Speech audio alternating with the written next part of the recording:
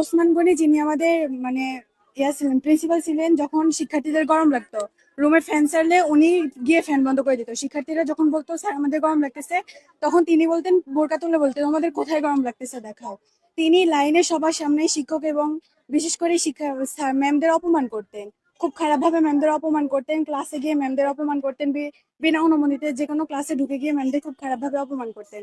শিক্ষার্থীদের বিভিন্ন জায়গায়, এমনকি শিক্ষকদের বিনা কারণে শোকজ করতেন বারবার।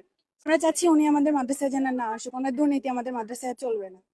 উনি খুব খারাপ চরিত্রের একজন মানুষ, উনি খুব দুর্নীতি করছেন, আমি আমাদের মাদ্রাসায় চাই না।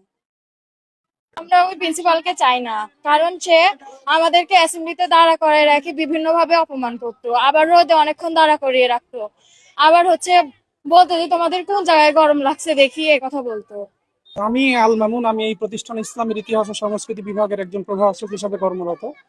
আমরা তো 18তম নিবন্ধনের মাধ্যমে চয়েস লিস্ট পূরণ করে এসেছি। এই মাদ্রাসার একটা সুনাম ছিল, সেটা দেখেই মূলত আমরা চয়েস লিস্ট পূরণ করে এখানে আসছি। এবং আমি কিন্তু রাজশাহী থেকে যাতায়াত করি, প্রতিদিন আমার 300 টাকা খরচ হয়। তাতে প্রায় 3 মাস যাবত আমরা বেতনটা পাচ্ছি না। দেখা গেল আমি হিসাব করেছি এই গত 2 মাসে প্রায় 15,000 মতো আমার যাতায়াত খরচ, কিন্তু আমরা এই 2-3 মাস কোনো বেতন পাইনি। এই জায়গা থেকে তো একজন শিক্ষকের পক্ষে মাদ্রাসা যাতায়াত করা বা প্রতিষ্ঠানে যাতায়াত করা তো কষ্টসাধ্য একটা বিষয়। আর যে বিষয়টাকে কেন্দ্র করে আমাদের বেতনটা আটকানো হয়েছে, এটা কোনোভাবে যৌক্তিক নয়। ওনাকে যদি নিয়ে আসতে চান তাহলে তো প্রপার প্রসিডিওর মেনটেন করে নিয়ে আসতে হবে, এখানে কারো আপত্তি থাকার কথা নয়। কিন্তু তাকে আনতে গিয়ে এই যে 40 জন শিক্ষককে জিম্মি করা, ছাত্রদের জীবনকে হুমকির সম্মুখে ফেলা, এই যে পরীক্ষা চলছে সেগুলো বিঘ্নিত করা, আসলে শিক্ষা প্রতিষ্ঠান এবং শিক্ষা সংক্রান্ত বিষয়ে বিঘ্নিত করার অধিকার তো কারণেই। এটা 1 নম্বর কথা। আর আমরা যতদূর শুনেছি উনি সভাপতি নাকি বিএনপি থেকে মনোনীত হয়েছেন। আমরা জানি বিগত 17 বছর একটি ফ্যাসিবাদী সমাজ রাষ্ট্র কায়েম ছিল।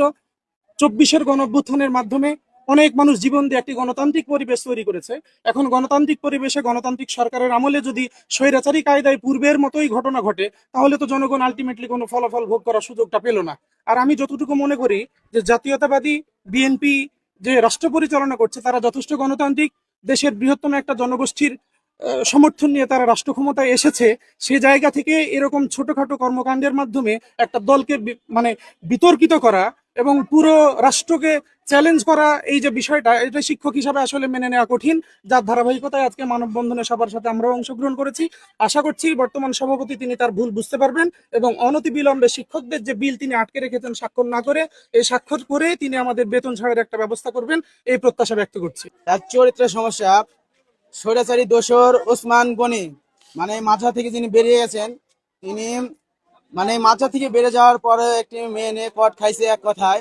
আর এই মাদ্রাসায় থাকাকালীন আমাদের বড় বোন ছোট বোন যারা ছিল, এদেরকে ক্লাসে যাইতো এবং কি ফ্যান বন্ধ করে দিত। যদি জিজ্ঞাসা করতো কি জন্য ফ্যান বন্ধ করছেন, তাহলে বলতো কোথায় গরম লাগছে, এইভাবে দেখতো বা ওখানে গায়ে হাত দিত তিনি। এবং কি ক্লাসে ক্লাসে যাইতো এবং কি মেয়েদের গায়ে হাত দিত। অনেক অনেক তার চরিত্রের সমস্যা আছে, এক কথায় বলা যায়। ওসমান গনি, মাওলানা ওসমান গনি, তার নাম মাওলানা ওসমান গনি। স্বৈরাচারী, স্বৈরাচার এক কথায় বলা যায়। তিনি ফ্যাসিস্ট সরকারের আমলে ছিলেন। তাকে বার করে দেওয়ার পরে সে আবার এখন আসতে যাচ্ছে। সে যদি মাথায় আসে, আমাদের মা বোন কি ঠিক থাকবে, এটা আমার তার কাছে প্রশ্ন এবং কি আপনাদের কাছে প্রশ্ন। সে যদি মাথায় আসে, আমাদের মা বোন ম্যাডামটা যদি ঠিক থাকে, তাহলে আপনি তাদেরকে আনেন। কিন্তু যদি আমার মা বোনের যদি কোনো সমস্যা হয়, তাহলে এই দায়ভার কে নিবে, এটা আমার কাছে প্রশ্ন।